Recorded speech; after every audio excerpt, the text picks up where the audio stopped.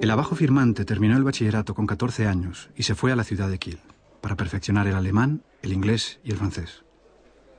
A los 15 años empezó allí la carrera de medicina y al año siguiente se trasladó a la Universidad de Leipzig, donde se doctoró a la edad de 20 años.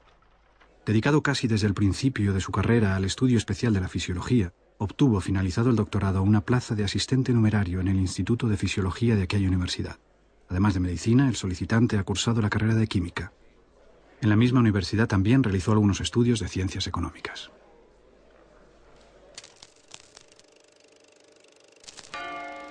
Mi abuelo y mi abuela se conocieron en Leipzig. Ella estaba tomando cursos de piano. Era rusa, originaria de Polonia. Le gustaba salir, jugar a las cartas. Le gustaba mucho más leer, trabajar, estudiar la política. Tenían caracteres un poco incompatibles. Creo que el hecho de haber perdido 2 hijos, una que murió jovencita y otra que murió prácticamente al nacer, eso seguramente les afectó también mucho. Nunca hubo divorcio del todo, hubo separación. El amor que tuvo por ella fue un amor casi adolescente, en cambio, años después conoció a Feli y fue el amor de su vida.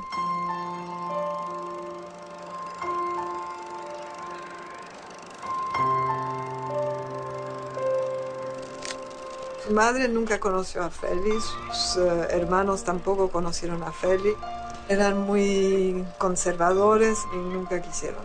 En cambio, el padre conoció a Feli. Para él era importante tener la opinión de su padre y aparentemente le dio su visto bueno.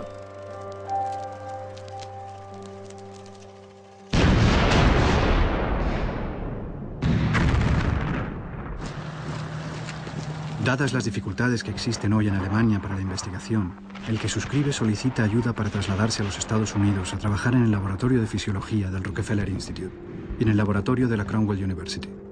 Si a los 6 u 8 meses puede estimarse ultimada la labor en Nueva York, pasar a la Harvard University y conocer prácticamente los métodos que se siguen allí para el estudio de la fisiología. Su idea era hacer investigación en Estados Unidos. Y en vez de eso le dijeron que se quedara en Madrid. Y su destino cambió.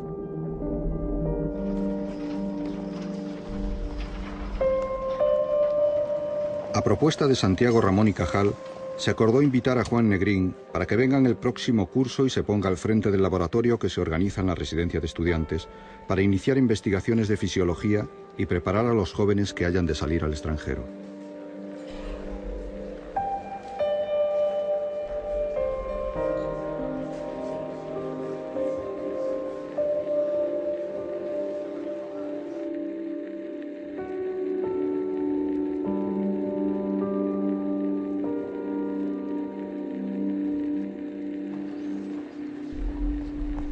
Mi querido amigo, deseo que de la retribución que me tienen asignada se desglosen 600 pesetas mensuales para distribuirlas entre don Severo Ochoa de Albornoz, don Blas Cabrera Sánchez, don Rafael Méndez Martínez y don Francisco Grande Cobian, ya que se trata de jóvenes médicos que se dedican exclusivamente a la investigación y a la enseñanza. Atentamente, Negrín.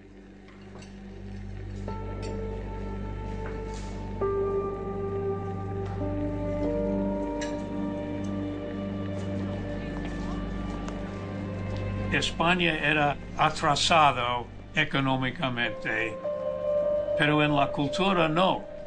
El arte, la literatura, la sensación de vitalidad, de conciencia de la gente. Y Negrín era muy consciente de este contraste. En Alemania entré en contacto con las ideas socialdemócratas y adquirí el convencimiento de que los verdaderos ideales de la humanidad están en el socialismo. Me afilié al Partido Socialista porque aspiraba a conseguir libertad para todos y que todos puedan gozarla plenamente. Soy socialista por ser republicano, porque deseo justicia para todos y porque quiero para todos la libertad económica, sin la cual la libertad política no sirve de nada.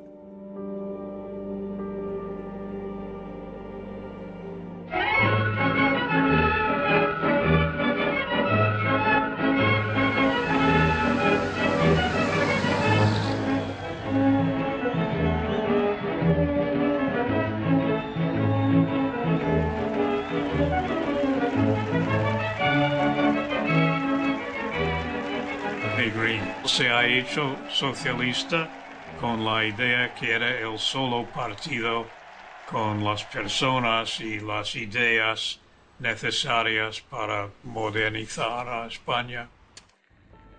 Y con la República ha sido el director de la Comisión de Construcción de la ciudad universitaria.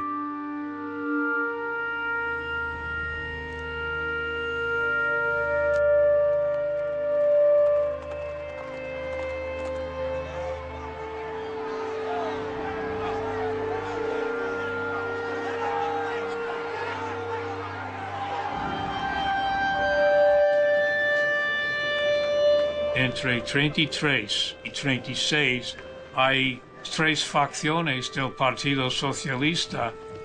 La facción de Besteiro, que piensan que la República ha llegado demasiado pronto. Después había los socialistas de Largo Caballero, UGT, es decir, la clase obrera organizada.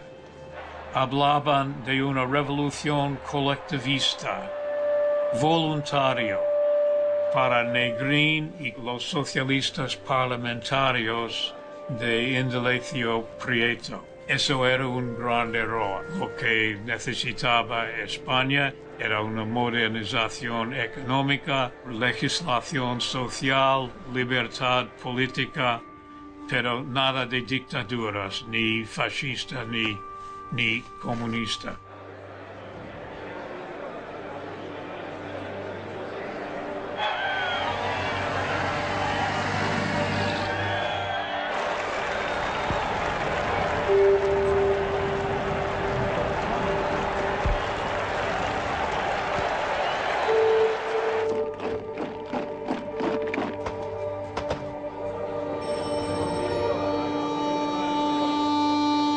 Esta tarde se ha sublevado una guarnición del Protectorado de Marruecos. El fracaso de la intentona está garantizado.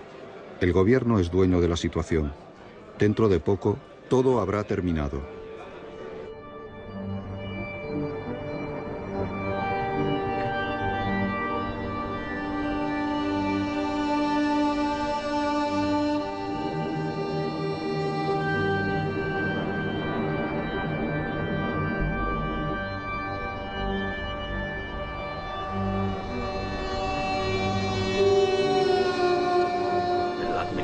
No reacciona rápida hasta que Giral decide armar a las masas. En algunos casos las masas pueden contener la sublevación, en otros naturalmente no las pueden contener. En cualquier caso trata de montar un ejército de nuevo cuño, pero ¿cómo se monta un ejército de nuevo cuño?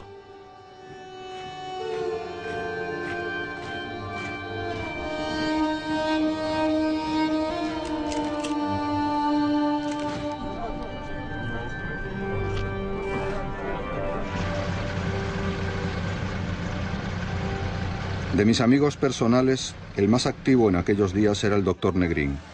Con su ánimo valeroso y su desprecio total de las categorías y apariencias, iba y venía de su laboratorio a los frentes de la sierra, muchas veces en el primer camión de milicianos que encontraba.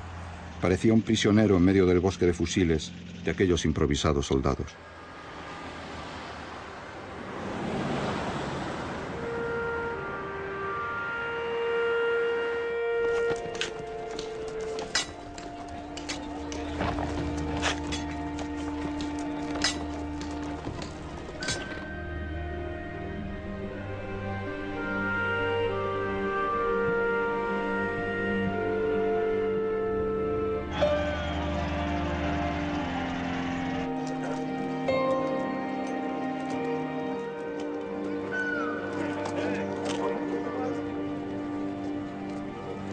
Tomé partido por instinto.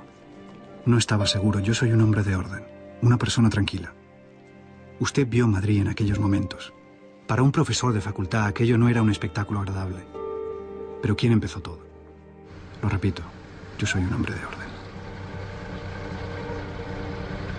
Los paseos. Negrín y Prieto han participado en patrullas para oponerse a la violencia al lado de republicano.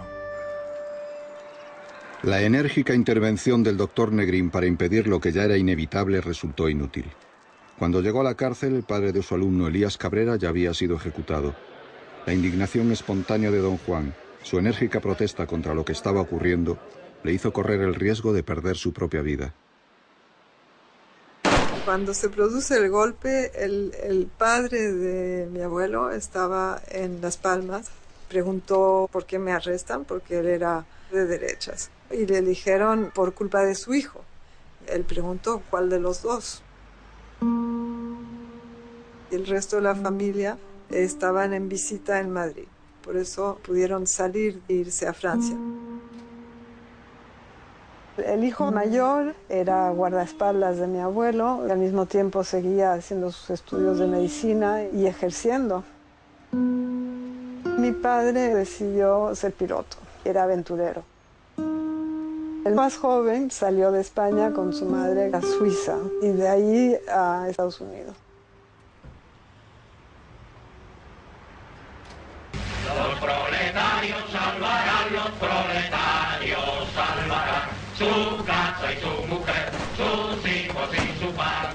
Luchan, luchan, luchan, suenen la voz de los Los obreros socialistas, los anarcosindicalistas y los comunistas han derrotado la rebelión en 2/3 de España.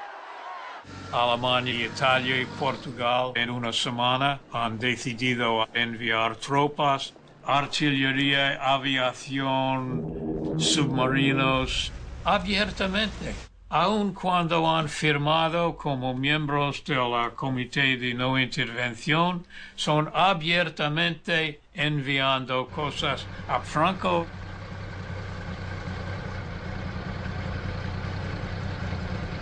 La no intervención es una idea francesa, de Léon Blum, que cuenta de manera inmediata con el respaldo británico. La no intervención machaca literalmente a los republicanos, pero no a Franco. El gobierno Giral trata de conseguir ayuda del exterior, armas que comprar en el extranjero, y además hay una gran disgregación, hay una efervescencia de las masas populares, sobre todo de los anarquistas. Los anarquistas por primera vez tienen armas. Y al final el gobierno Giral tiene que dejar paso a un gobierno largo caballero, en donde entran los socialistas, están los republicanos, entran por primera vez los comunistas, y si no entran los anarquistas es porque no quieren. Tardarán 2 meses en entrar.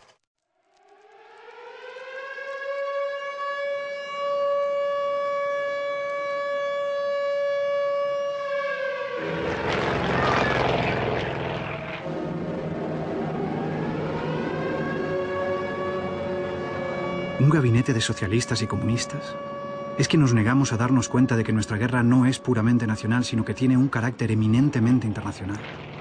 La constitución de este gobierno es peor que si hubiera caído Getafe en poder de Franco.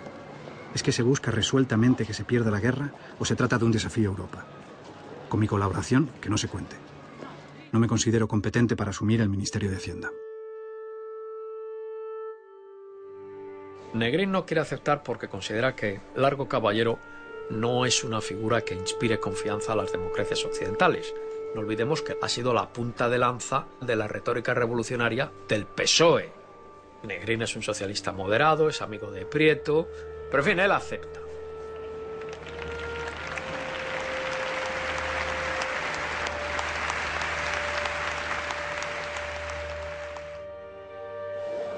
Estoy aquí porque nunca cometeré un acto de deserción, y menos frente al enemigo. Pero mi convicción íntima es la misma que tuve en los nefastos días de la Revolución Asturiana. Mi labor en Hacienda consiste en ayudar al gobierno a dominar rápidamente la sublevación militar facciosa, defendiendo a la República Democrática, dentro siempre del ámbito constitucional. Negrín toma 3 decisiones muy rápidamente, en cuestión de días. Primero, hay que restablecer los servicios centrales del Ministerio de Hacienda vía impuestos. Segundo, hay que cortar esta anarquía que hay aquí en las aduanas, que desemboca en la formación de un cuerpo de carabineros que van tratando de erosionar la autoridad de facto que se habían arrogado las milicias anarquistas. Nunca me hubiera metido en política. Pero don Juan Negrín propuso al jefe del gobierno que yo fuera director general de Carabineros. Y dije, pues don Juan, yo no sé lo que es un carabinero, ni sé lo que es un soldado. Entonces él me dijo, bueno, yo le voy a poner un pequeño Estado Mayor a su alrededor, usted se va a enterar de las cosas y aplique usted como si dijéramos el método científico. El 1, 2, 3. Y resuelva usted. Y me dijo una cosa que me emocionó terriblemente y que después, pues ha pagado el eso, que me dijo, si usted comete alguna seria equivocación, no será usted el que la ha cometido, seré yo.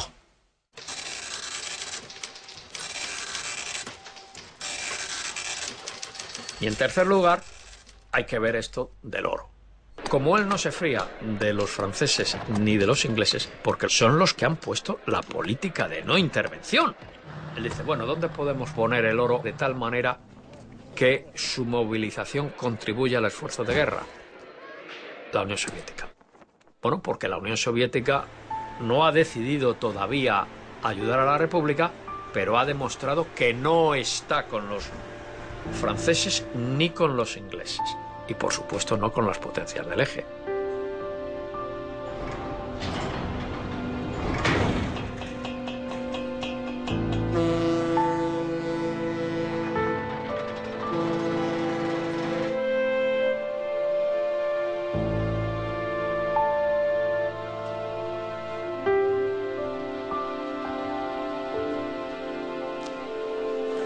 La idea de situar fondos en Rusia fue mía, exclusivamente mía, y no hubo presión o indicación por parte de nadie, ni mucho menos de los rusos. Ellos fueron los primeros sorprendidos. La decisión de enviar el oro a Rusia fue adoptada por unanimidad en Consejo de Ministros, del que formaba parte el señor Largo Caballero. Él, un hombre tan frío, la acogió con entusiasmo. Surgió por necesidad, primero, de poner a salvo el oro, segundo, de poder convertirlo en divisas cada vez que se fueran necesitando. Ningún gobierno de cualquier nación en guerra ha vacilado en situar fuera de su territorio nacional los recursos de que disponía si lo requería su utilización para la lucha, o para evitar que cayeran en manos enemigas. Un Estado en guerra, para vencer, necesita tener su hacienda tan fuerte como su ejército.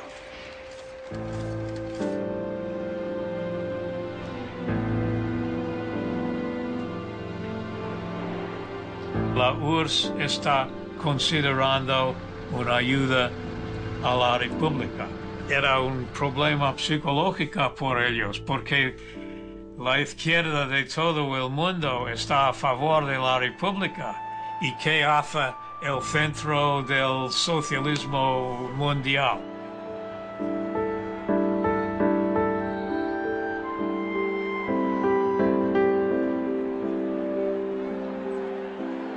Entonces, Stalin debe de recapacitar y, como primera providencia, se decide crear las brigadas internacionales. Wir im fernen Vaterland geboren, nahmen nichts als harten Herzen mit. Doch wir haben die Heimat nicht verloren, unsere Heimat ist heute vor Madrid.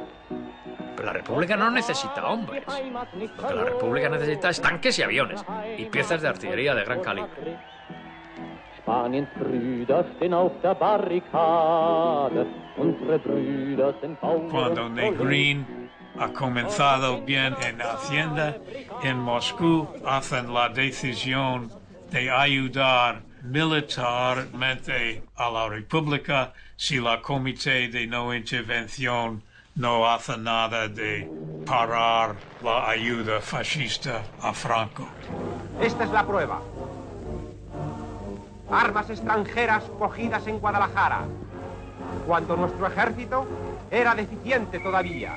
Y ahora, que poseemos un ejército glorioso, capacitado y tenaz, venceremos. Todos junto al gobierno, en los frentes y en la retaguardia, a por la victoria.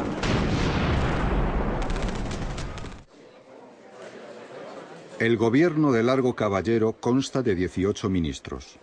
Pero el gobierno no gobierna y el Consejo Militar no dirige la guerra. Cada ministro lleva su área, en la mayoría de los casos según su propia voluntad. En cierta ocasión, Negrín trató de someter a consideración un proyecto que tenía como objetivo restaurar la salud de la peseta, y el presidente del Consejo le interrumpió bruscamente diciendo: «Su obligación como ministro de Hacienda es pagar. Si no tiene dinero, dígalo. El resto no le concierne». Largo caballero. Siempre había tenido una política de tentempié con los anarquistas.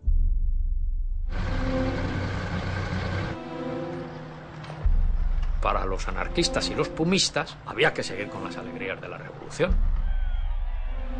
Negrín, Prieto, Azaña y los comunistas, por supuesto, dijeron: no, primero la guerra, pues ya veremos.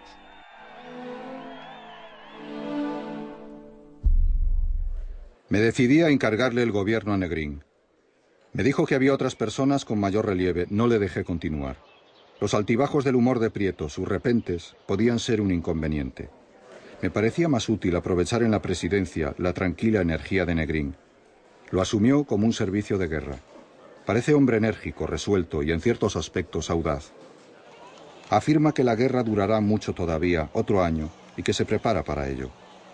Su equipo fue recibido con general satisfacción. La gente ha hecho ¡uf! Y ha respirado.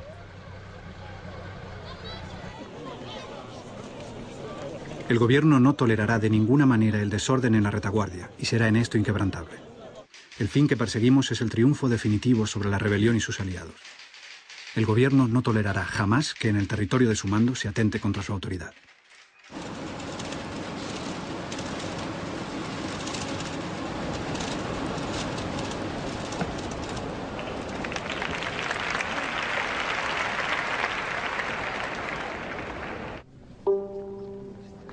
Prieto quiere recortar la presencia del Partido Comunista en el Ejército Popular. Y esto no es fácil, porque el Partido Comunista constituye la parte fundamental del comisariado de guerra.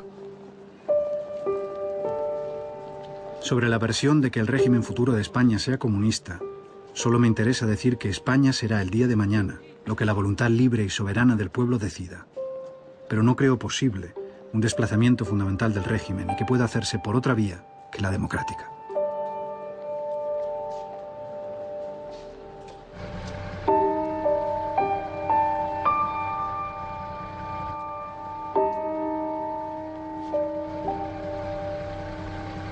La no intervención nace con esa tara fatal. Sus nobles promotores agravan la intervención ya consumada de Alemania e Italia con otra forma de intervención que consiste en atar de pies y manos al gobierno español, impidiéndole proveerse libremente de los medios de guerra necesarios para reducir la rebelión y vencerla. Aunque me vea aparentando optimismo, no creo que saquemos nada práctico de esta reunión. Alemania, Italia y Portugal seguirán ayudando descaradamente a Franco, y la República durará lo que quieran los rusos que duremos. Del armamento que ellos nos mandan depende nuestra defensa. Únicamente si el enfrentamiento inevitable de Alemania con Rusia y las potencias occidentales se produjese ahora, tendríamos posibilidades de vencer. Si esto no ocurre, solo nos queda luchar hasta poder conseguir una paz honrosa.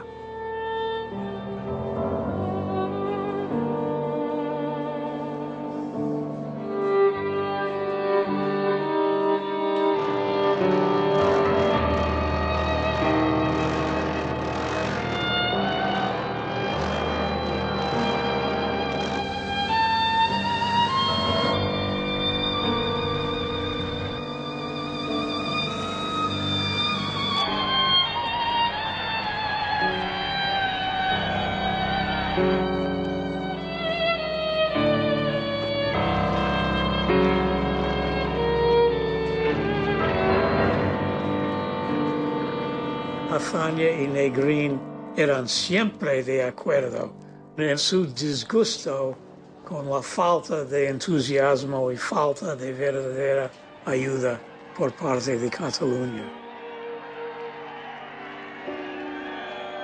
La decisión de trasladar al gobierno a Barcelona la toma Negrín. Quiere cortar por lo sano las tendencias separatistas que advierten Cataluña.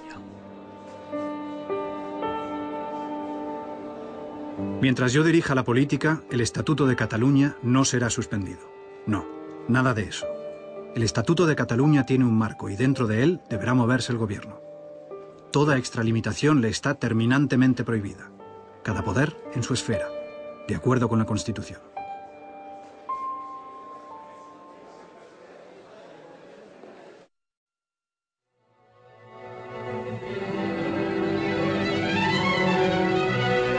El cerco que lograron poner a Teruel las fuerzas de la España republicana ha dado por resultado la gran victoria en esta lucha por la libertad y la justicia. Mantecón, gobernador general de Aragón, ha empezado a dictar acertadas disposiciones al entrar nuestras fuerzas en posesión de Teruel. La población de Teruel es evacuada en su totalidad.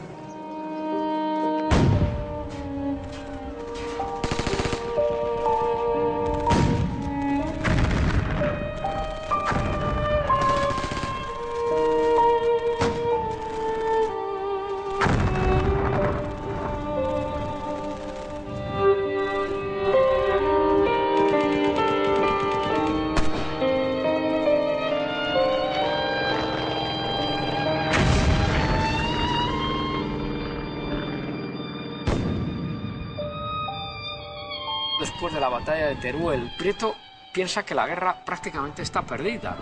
Claro, un ministro de defensa que desmoraliza a los mandos no es el mejor ministro de defensa posible. Entonces, empieza a haber una serie de tensiones que terminan con Negrín diciendo que Prieto no puede continuar en la cartera de defensa. Él quiere que continúe en el gobierno, pero no en la cartera de defensa.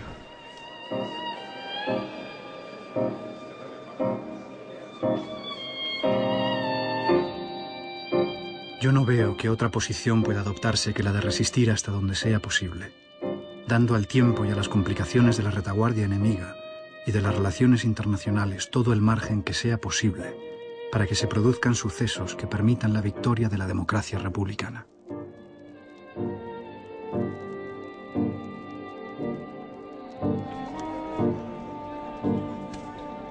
Prieto termina diciendo que Negrín le ha echado por influencia comunista, pero el Partido Comunista al final deja la resolución de la crisis en manos del presidente del gobierno.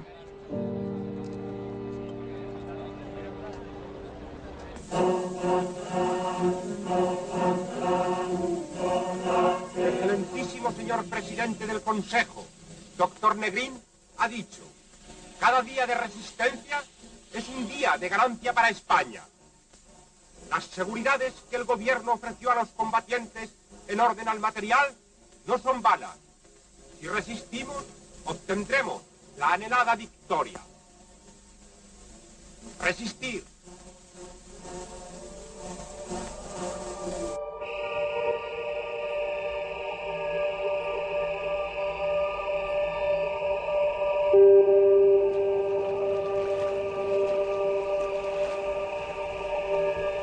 Por la historia del Partido Socialista y los republicanos se han convencido que todo el esfuerzo de la batalla del Ebro y la política de resistencia de Negrín, que esto era un sacrificio sin valor. Pensaban que la pérdida evidente de la guerra y la condición tan deplorable de vida en la zona republicana justificaba una rendición. Negrín es consciente de que la guerra está perdida desde que asume el gobierno, de que la República no va a ganar. La pérdida es otra cosa. Negrín es un hombre que dice: solamente está vencido aquel que se declara vencido.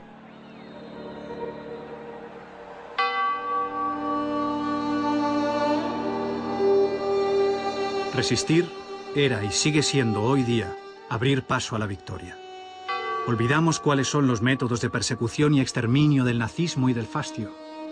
España no es un peñón aislado en el mundo. Cada día de resistencia es una batalla que internacionalmente podemos apuntar a nuestra causa. Podrán dar por estéril tanta miseria y tanto dolor y dejar que el sádico espíritu de venganza que anima a nuestros enemigos se cebe en una masa inerme e indefensa. Si no fuera así, ni un segundo más de guerra, ni una gota más de sangre.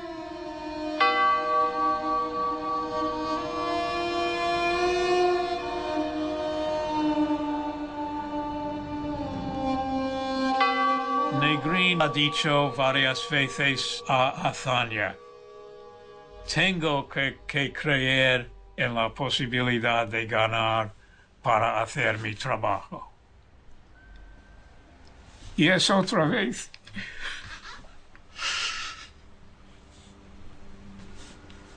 Que tienes que entender lo que hace. Si un hombre da todo su cuerpo, todo el futuro, Negrín no piensa que voy a ser profesor otra vez después o algo así. Piensa en salvar lo que puede, en mantener en vida la idea de la República y del antifascismo. Más de una vez le he preguntado a Prieto, cuando se quejaba de las intromisiones comunistas, si él pensaba que Inglaterra y Francia podrían ayudarnos a cambio de renunciar a la ayuda rusa.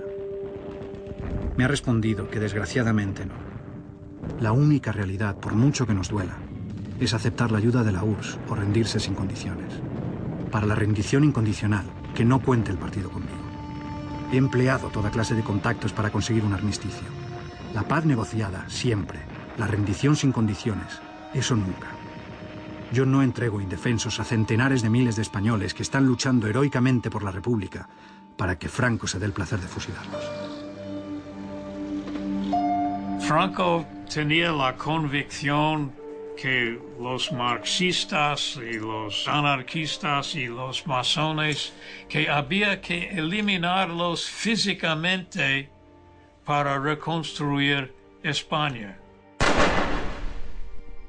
Yo no creo que una firma de una rendición condicional hubiera salvado la gran población de izquierda.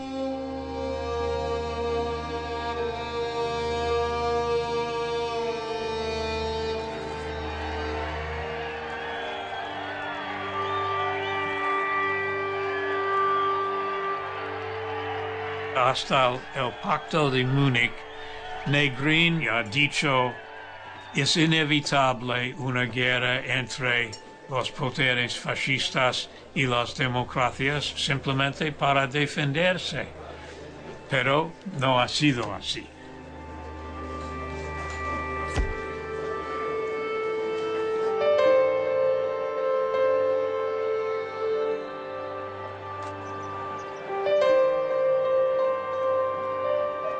Observe cómo todos buscan apoyo en mí para su esperanza. Cuando a alguno de mis colaboradores se le arruga el temple y se le desmorona la fe, me busca anhelante. Tengo que ser yo quien le sostenga. En cambio, yo no tengo en quién apoyarme.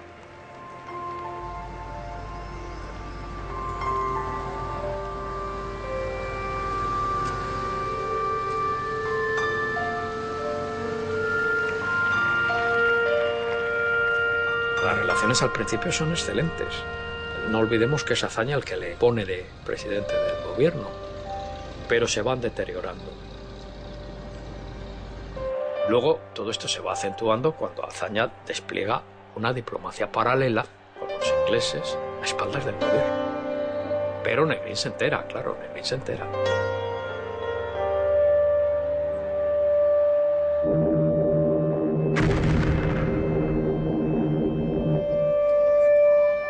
Yo también estoy cansado física y moralmente. Nadie me acusará de haber parido la guerra. No digo que la haya hecho nacer Azaña, pero a él le cabe más culpa que a mí en lo que estamos sufriendo los españoles. Nada se opone a que me sustituya. ¿Qué quiere? Que se acabe la guerra. Yo no deseo otra cosa. Pero no se acabará haciendo gestiones que de la misma manera que las conocemos nosotros, las conocerá Mussolini. Para comisiones de ese tipo están los agentes oficiosos, que ni siquiera los embajadores acostumbran a ser empleados en esa clase de trabajos. No forzar la dimisión de Negrín era que, de hecho, no había alternativa. Y eso se ve en las reuniones de Cortes. ¿Vienen a votar? Sí, continúan con Negrín.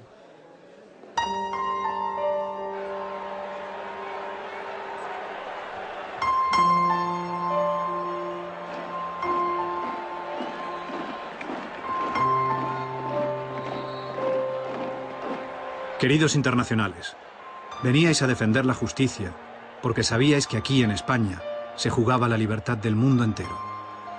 Vuestra retirada es una necesidad que nos imponemos para demostrar a esa falsa no intervención que la retirada de los voluntarios no es un problema para la República, y sí para los sublevados. La República reconocerá y reconoce a los internacionales que tan bravamente han luchado con nosotros el derecho a reclamar, una vez terminada la guerra, la ciudadanía española. Con ello nos honraremos todos. Buen camino, hermanos internacionales.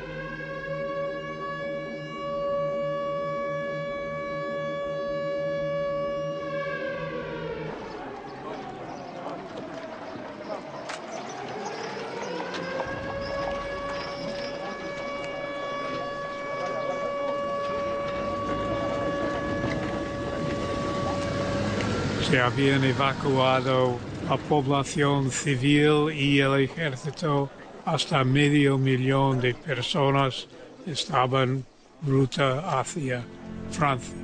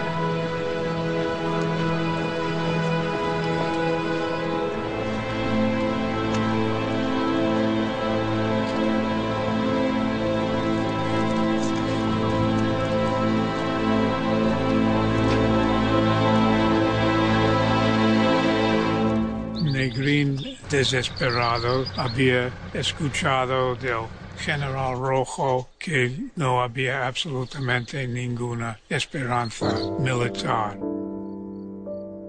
En el paso por los Pirineos, Azaña ha dicho: mi dimisión es completa. Y Negrín le ha convencido de ir a la embajada en vez de ir a su propia casa privada. Y eso ha ocurrido en esta ruta.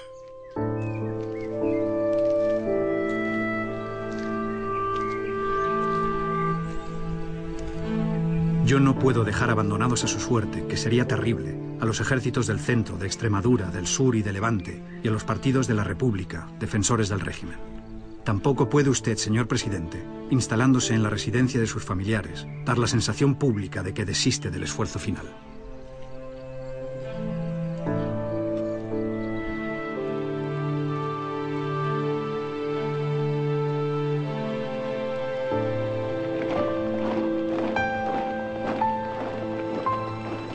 Cuando la frontera era finalmente cerrado por los franquistas, ha tomado el avión desde Toulouse a Alicante para reorganizar la resistencia.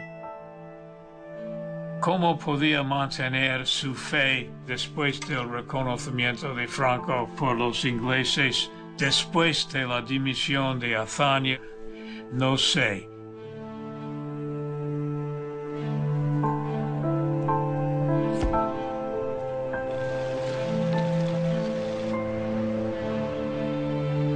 Haga saber al jefe de la flota y a los insubordinados que su actitud, en los instantes en que 1 millón de soldados y civiles tienen puesta su confianza y esperanza en la flota, es perjudicial y perturba las gestiones que hace el gobierno para lograr una paz sin venganzas y una evacuación.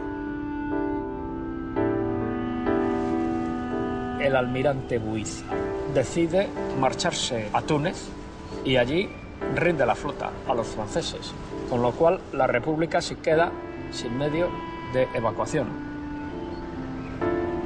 Es un acto claro y rotundo de traición en conexión con Casado y don Julián Besteiro, que dice representar al Partido Socialista.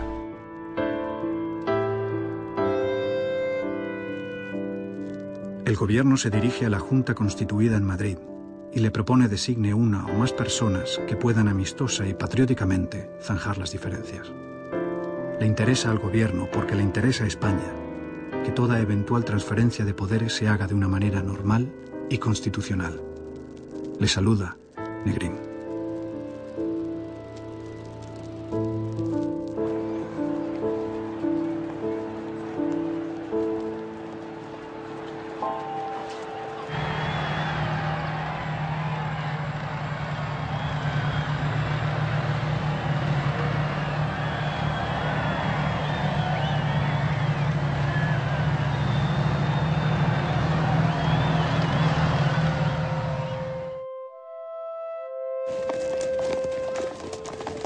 Señores, proclamar una política de resistencia implica el confesar que no se cuenta con medios para aplastar al enemigo, pero que causas superiores obligan a luchar hasta lo último.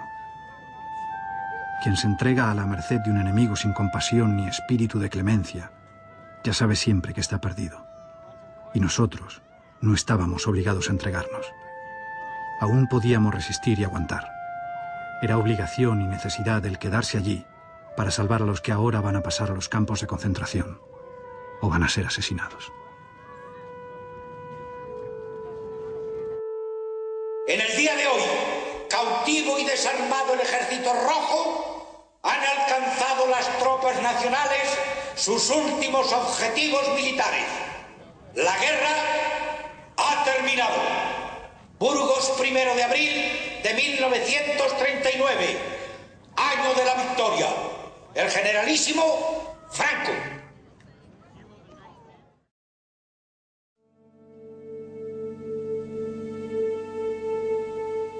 Tanto al abandonar España como al llegar horas después a Francia, el gobierno declaró que seguiría luchando indefinidamente hasta lograr el restablecimiento de la República, que consideraba subyugada pero no abolida. Nunca capitulamos, nunca nos rendimos. La guerra mundial sería una oportunidad para los republicanos españoles, pero espero y deseo que esa catástrofe sea evitada. Pase lo que pase, los republicanos que se encuentran en Francia han de considerar la lucha, caso de que haya guerra, como si fuera por la propia causa. La suerte de Francia marcará la de España.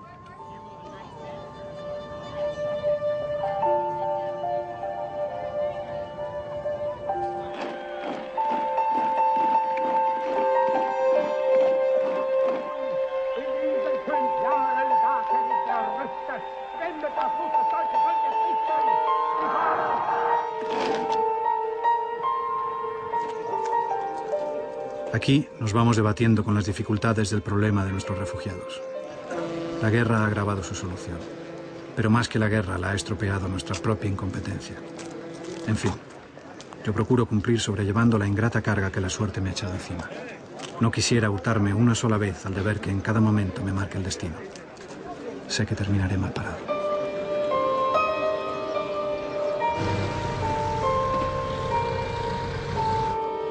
El día de la rendición de Pétain salimos para la Gran Bretaña, no en busca de refugio, pues quien lucha no se siente nunca un refugiado, sino porque queríamos simbolizar con nuestra presencia la adhesión a la causa de la que entonces era el único campeón Gran Bretaña, y la fe en ella, cuando no muchos la tenían.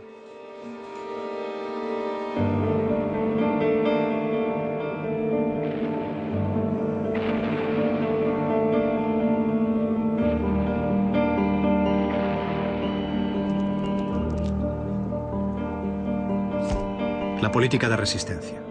¿Qué otra cosa sino la resistencia de Inglaterra, encarnada en la gran figura de Winston Churchill, ha sido la que salvó al Imperio Británico y al mundo entero de caer para siempre bajo el yugo del dominio hitleriano?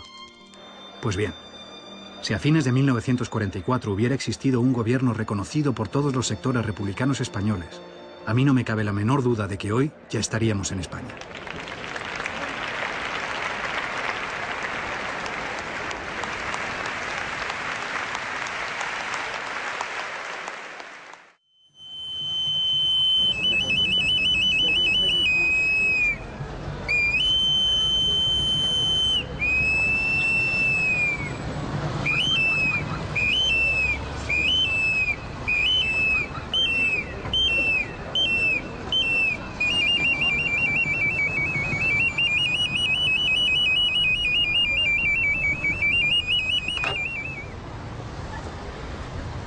Quisiera explicar que esta mañana elaboré unas cuantas notas como ayuda a mi memoria, porque el tema de la República Española, de la emigración y hablar de mi padre me provoca mucha emoción y puedo yo trastocar las ideas y con estas notitas me puedo ayudar, si ustedes me lo permiten. El presidente Negrín encomendó a mi padre una misión confidencial muy secreta, entrevistarse con el presidente de México, el general Lázaro Cárdenas, y que explorara la posibilidad de que su gobierno concediera a los republicanos un asilo masivo ante el abandono que le habían mostrado las llamadas democracias de Francia e Inglaterra.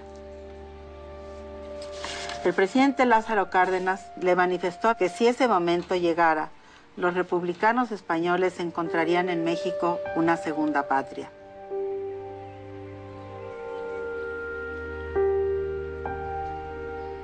Yo siempre le he dicho a mis nietos que somos descendientes de aquellos hombres y mujeres valientes que llegaron aquí llenos de dignidad y que se integraron a este hospitalario y noble país, que debemos de recordarlo, difundirlo y agradecerlo siempre. Y envío mis felicitaciones más sinceras a mi amiga de la infancia, Carmen Negrín, por esta noble tarea, con un fuerte abrazo. Muchas gracias.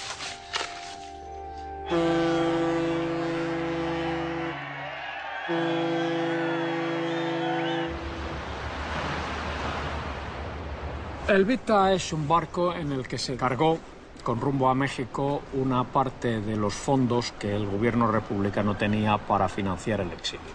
Joyas, oro, valores, una parte de la caja de reparaciones creada por Negrín, cuya misión era incautarse de la fortuna de la gente que apoyaba a los rebeldes.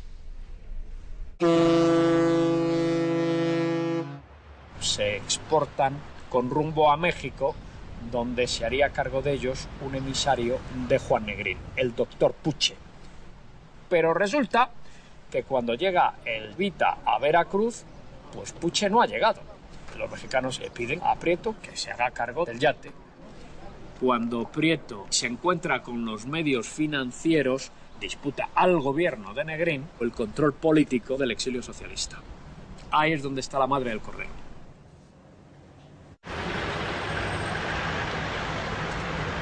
La tarde del 17 de agosto de 1945 se celebró aquí la sesión de Cortes de la República Española en el exilio. Don Diego Martínez Barrio asumió la hasta entonces vacante presidencia de la República Española y don Juan Negrín presentó su dimisión al cargo de presidente del Consejo de Ministros. Negrín pensaba que le iba a ser ofrecida otra vez la presidencia del Consejo de Ministros. Sin embargo, Ante la oposición de la fracción prietista, un republicano histórico, José Giral, fue propuesto como presidente del gobierno de la República en el exilio. La incapacidad política del exilio español, de la política del exilio español, yo creo que fue una gran tristeza para todos ellos el darse cuenta de esta incapacidad de lograr un objetivo común ante estos intereses y esta mezquindad de muchos de los actores que estuvieron y que intervinieron en ello, que no tuvieron la grandeza para poder lograr esa unidad. Estoy totalmente de acuerdo con lo que dice mi hijo Marco. Fue una gran tristeza para mi padre.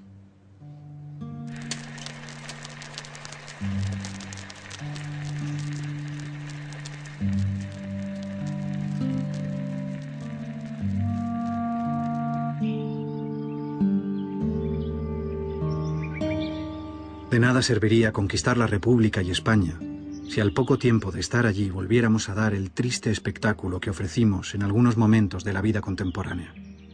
La purificación imperativa yo la espero sobre todo de la gente joven y de los jóvenes de espíritu.